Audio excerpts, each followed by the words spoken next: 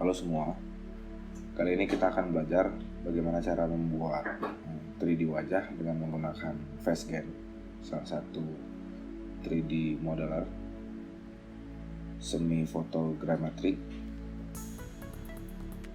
Facegen bisa kita download melalui situsnya facegen.com.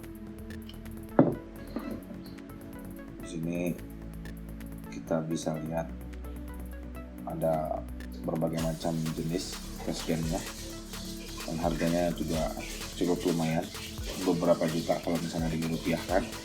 Dan kita dari situs resminya bisa coba demonya atau langsung beli. Versi demonya ada capnya nanti di 3D modelnya.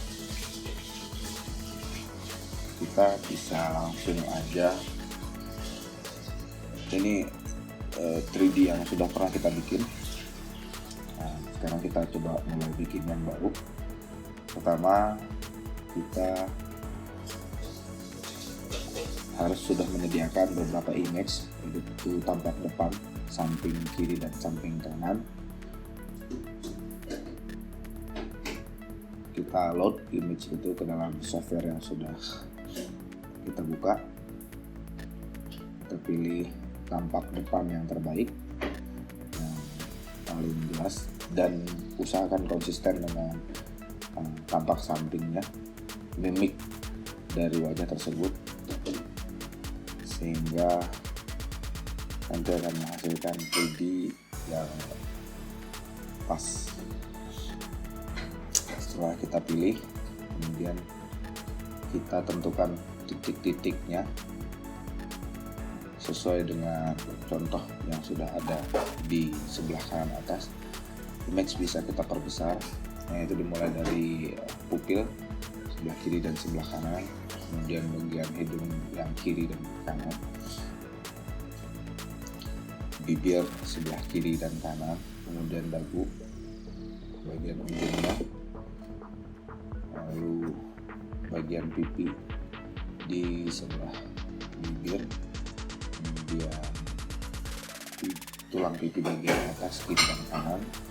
Dilanjutkan ke sebelah wajah sebelah kanan, bagian hidung bagian atas, mata paling ujung, dan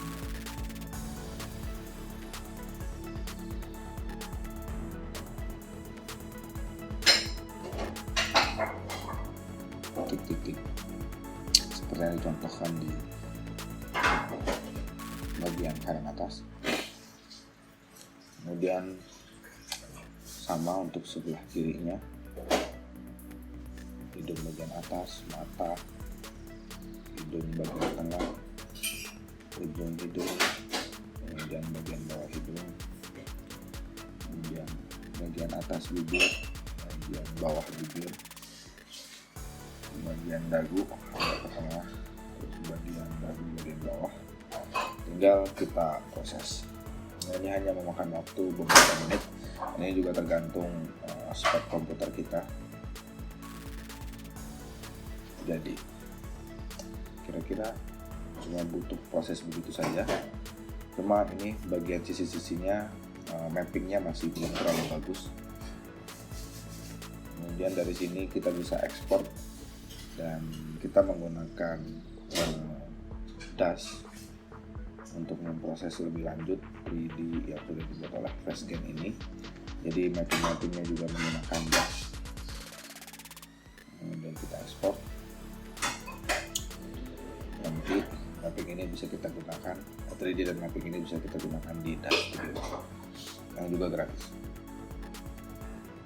Kemudian kita juga save as supaya kalau misalnya nanti kita perlu lagi bisa kita buka atau bisa kita edit.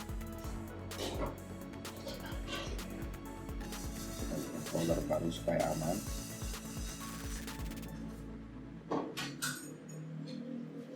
Ya, sekian, terima kasih.